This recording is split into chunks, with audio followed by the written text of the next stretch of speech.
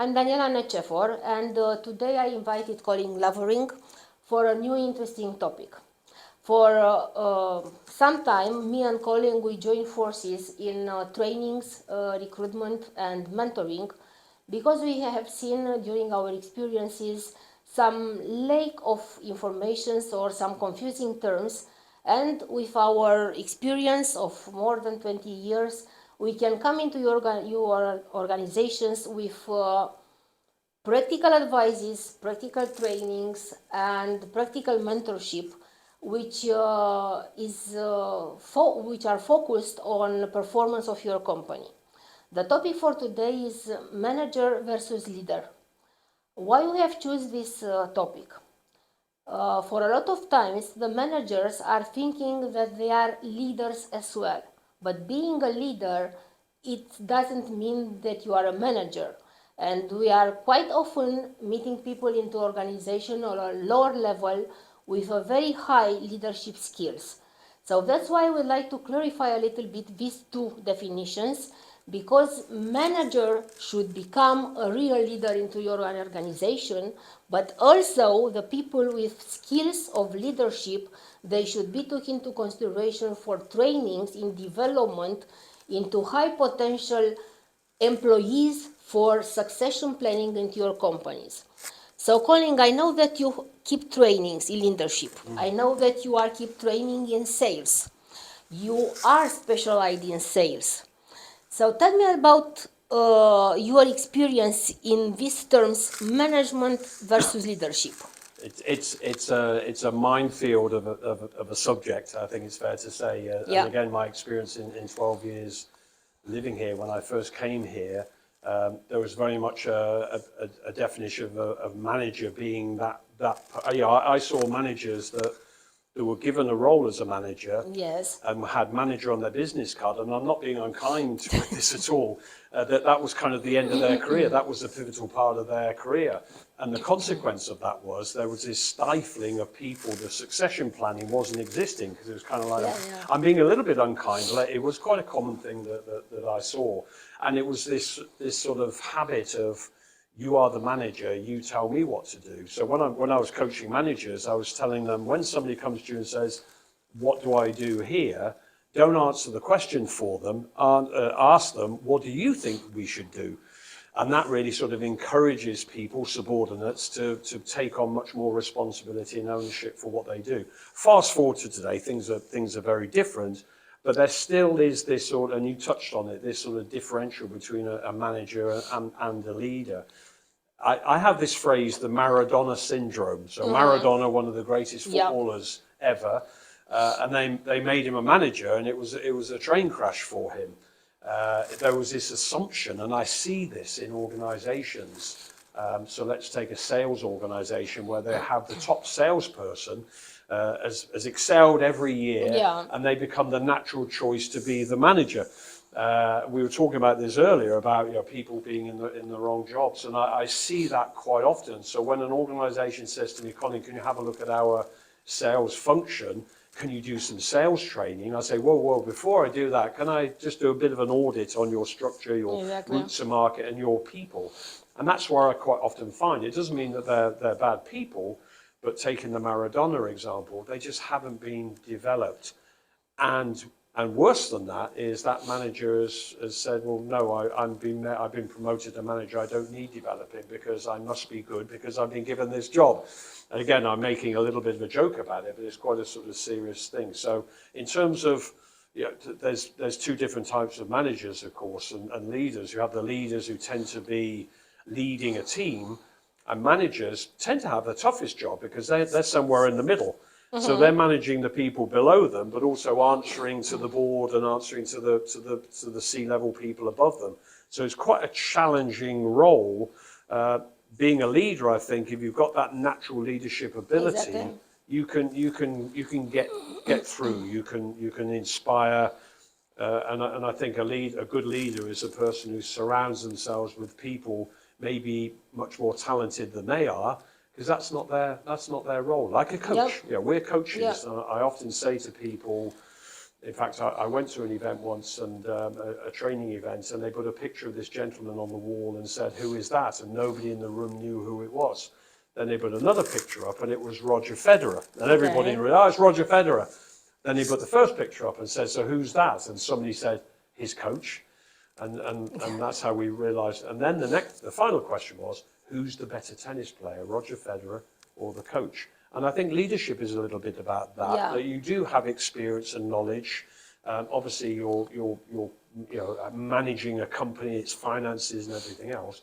But the best leaders can surround those sorts of people. But what would you suggest, for example, because I have seen during my experiences, because sometimes, for example, the companies are promoting very good professional, as you said, I don't know, from production, from marketing, from sales. The ones who are really good, they have very high key performance indicators for their jobs. The companies are promoting these people in management positions, but as managers, as leaders, they do not give results. So and sometimes it happened to me to be asked by the companies to replace that company in a kind of confidential way, to find a leader and to replace that person. What would be your suggestions? One, my first question, I have few questions. The first one is, should a company promote a very good professional in a management position without taking into consideration training in leadership? Second, a manager, a person arrived in such position, can be teach leadership? And third, would you keep that person and train him or her, or would you replace the person? Okay. I'll try and answer all three questions in Yes, one please. sentence, because Yes, I please. think the key is making that choice. Don't, the worst thing that a company could do is to expose somebody, especially in Romania, because Exactly. in Romania it's very much people are more reluctant to be exposed for weaknesses and being wrong, and I admire that in Romania. It's got a very strong pride. So suddenly exposing somebody to vulnerability is an awful thing for a company to do. So I think that if that decision, I think it's actually it's a bit like interviewing, Daniela. It's like in recruitment. Yeah. So if I come for a job with you and you say, "Yeah, Colin," and you chat with me for 5 minutes, and then you say, "Can you start on Monday?"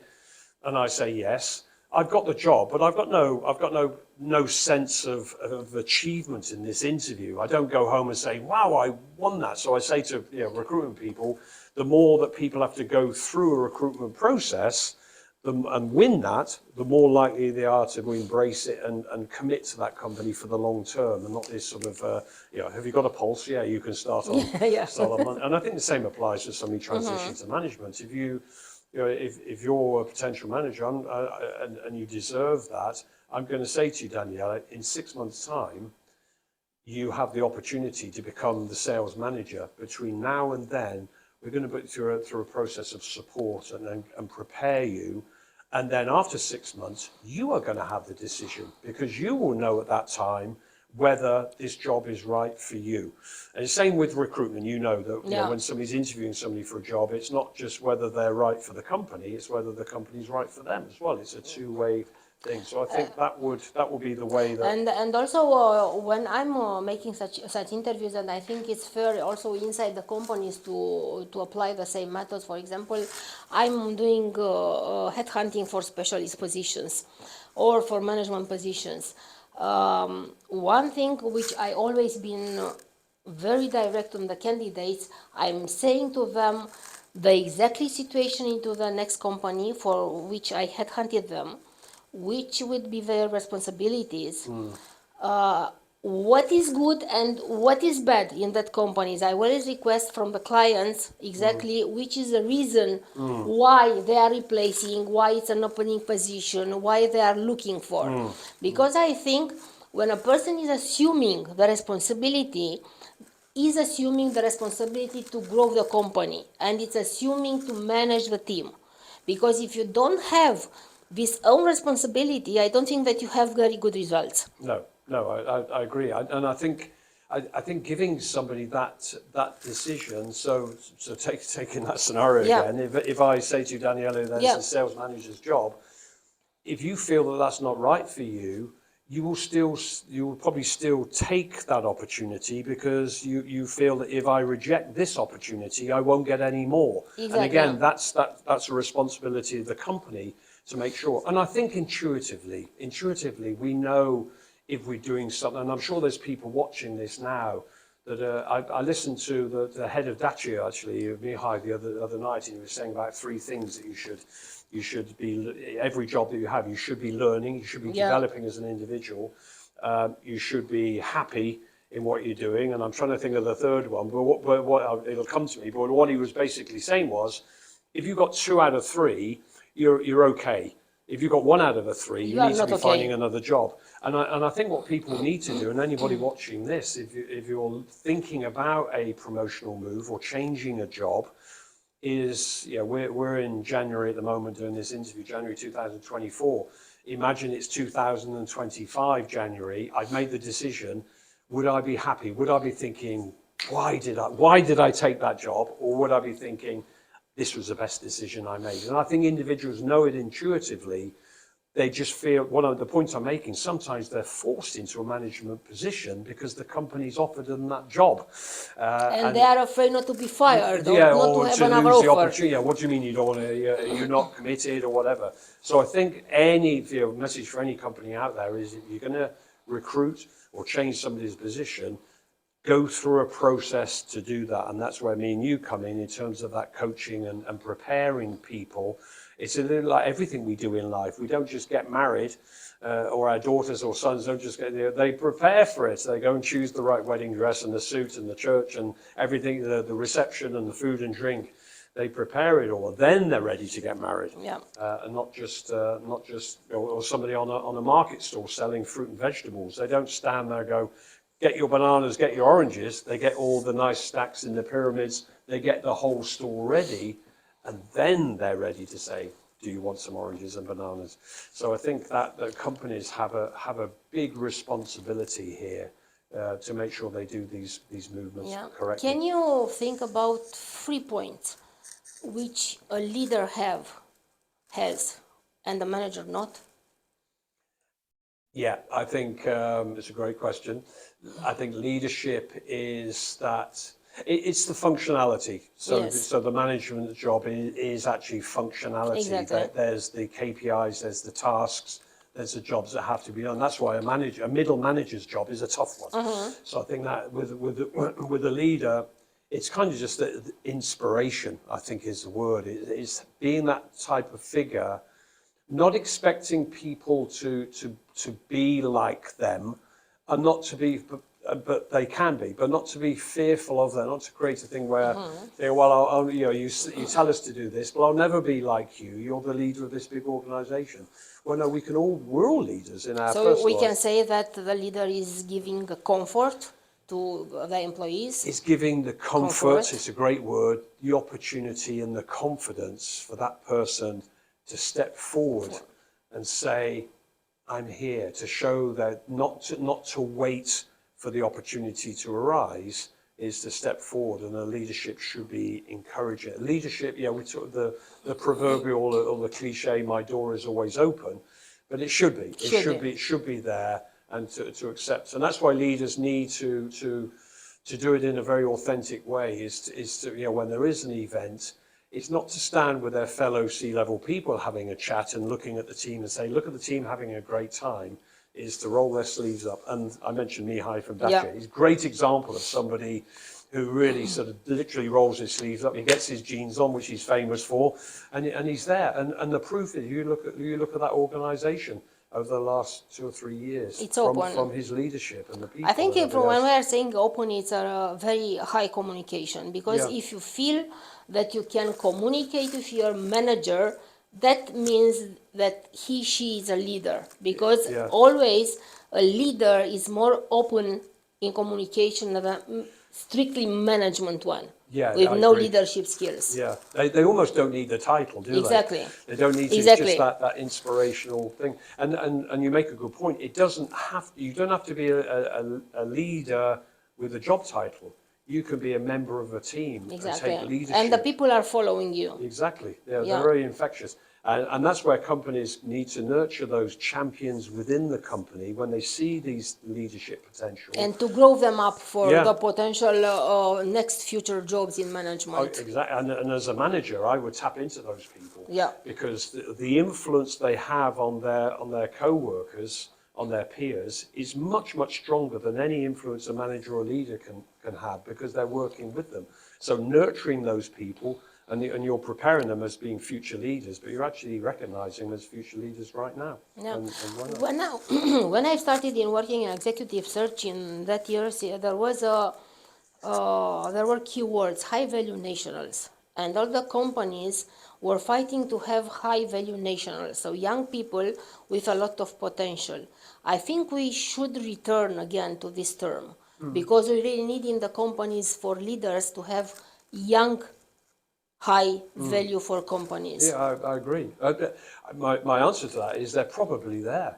Yeah. They're probably there, that they just haven't recognized They them. have to haven't be taken the time. analyzed, evaluated, Exactly. and grown up, like in a school, like in a Yeah. kindergarten. Yeah, well, me and you, we can walk into, there was a meeting in an office right now with 10 people. We could walk in there, and within 4 seconds, we'd You can recognize realize, the yeah. leaders, those people with potential. So Exactly. to companies, I don't think they need to recruit. The first place they need to look is To where they evaluate. are. And quite often, it's the surprise one. So when you say, okay, what about Madalena? Yeah. She's a good potential, and the response from the leader will probably, Madalena, yeah. But when they actually think more, when they actually have that thought in their head, then they start to say, actually, yes, because she does this, she does this, she does that. Yeah, she could be a potential leader in this organization. So I think, look at the people that you've got. I went to, well, I was living in the US for a while, and I went to this person's house for a party, big house in Connecticut, beautiful Yeah. house, and there's about 30 people in there. And they had this Spanish, Jose Feliciano, Spanish guitar music playing, and it was kind of a nice atmosphere there at the barbecue. And after about 30 minutes, I walked into the living room, big living room, to see who else was there. And I walked in, and in the corner, he wasn't an intern, but he was more or less an intern, sat on the floor by the fireplace with the guitar. And I looked at him, I said, I thought it was a CD playing, I thought it was the music playing, and it was him. And I said, and he was amazing. I said, I didn't know you could play a guitar. And that's why it made me sort of think about companies that, do we really know our people? Do we know our guitar players? Do we know that talent that people have got? And sometimes I think through the Romanian education system, there feels to be a commitment or an obligation.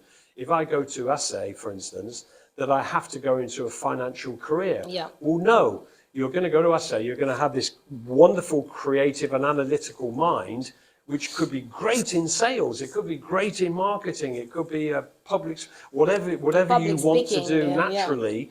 That 5-year-old you just have to have the structure of the mind. You have Yeah. to build your structure. Yeah. So I'm engineer and finance. Well, So there you go. practical, and There you I'm go. working in human resources. Yeah. So practical, you just structure your mind in the way you are, and then you can use that basic education, university as background for growing up your skills. Exactly. I've seen that in you. I see how meticulous you are. So if you ask me to do something and I don't do it in a day, you send me a message. But that's so your education and your natural mindset as an engineer, Yes, exactly. is still with you. But you Yeah, use it it. I is in graduated me. in graphic design. Yeah. Did I use that? Did I become a graphic designer? No. But did I use Yes. my graphic design, my creativity? Yes. Yes. Yes, I did. Yeah. So I think, going back to the guitar player, the message, to the organisations out there and the leaders out there is, have a better look at your team. Maybe, we talk about Romania's Got Talent. Maybe with your company, it's, your company's got talent. Have it. Find out who can play the guitar, who can sing, who's an expert at chess, whatever it is. But find out. Can we close with a conclusion like each company should analyze their potential in leadership, and in order to increase the retention, I'm coming back to this word because I think it's the base in such economical environment, worldwide environment. Yeah. I think retention is very important. Should we say that each company should analyze, evaluate their employees and to select the leadership? I think from the word go, look, as I said, do a kind of an audit. It's a hard word, but Exactly. do an audit of your team. That's when me and you and our Yeah. colleagues come in to help them do that, to give them the nice surprises. Yeah. Give them the oh yeah moments. Wow, I didn't know that. I didn't know they could do this, didn't do that. And then in recruiting, every recruitment interview that they do, they should be not looking at that person for that job that they need to fulfill. They should be thinking three years ahead what they want that person to do then, if they can, and base the interview around that. Give people, we live in a short term. You look at people's attention span. Sometimes when I'm training, I make a joke that I feel like a priest because everybody's looking at their mobile Yeah. phones. I have to jump around. People say, Colin, you have so much energy. But I say to them, I have to do that because if I just stand in front of you like the old Everybody days, will stay. you'll be switched off. So people's attention span is, even with me, if I eat a pizza, I get to the fourth slice. And I'm starting to, my wife would say, you're not hungry? I said, no, I am hungry, but I'm bored. I'm bored with it. So we have to stimulate that. We have to make no more short-term fixes. Give people milestones. So if I do this and do that, I did a project with one company and we had like a passport system. So every development, they had a stamp in their passport. That was a bit of fun. It gave them the visible journey that they're on. And when somebody comes along and a company comes along, tries to poach them away for an extra €100 a month, this is when they think about it. And if they've developed long-term commitment, they've probably developed friends in that company as well. And if me and you are friends in an office and somebody offers me €100, my first thought is, well, I'm not going to be sat next to Daniela anymore. So you become pivotal in my retention as well. Yeah. So we get away from, because that's what's happening. You look at all this 24% who are saying they're looking for another job. They're looking for extra money. Exactly. Okay, that's fine. We all want to have, that's the other third thing, by the way, was money. We want to earn more, but we want that sort of stability and feel good factor as well. Okay, thank you very much, Colin, for your insight. And you please don't forget. So practical, you have to offer to your employees an enjoyable, practical business way into your company in order to have a higher retention, a better environment, and a better performance. So if you need to contact us, you know where to find us, or write to us on YouTube, and we will come back to you as soon as possible. Till next time, don't forget, whatever you do, do it with excellency.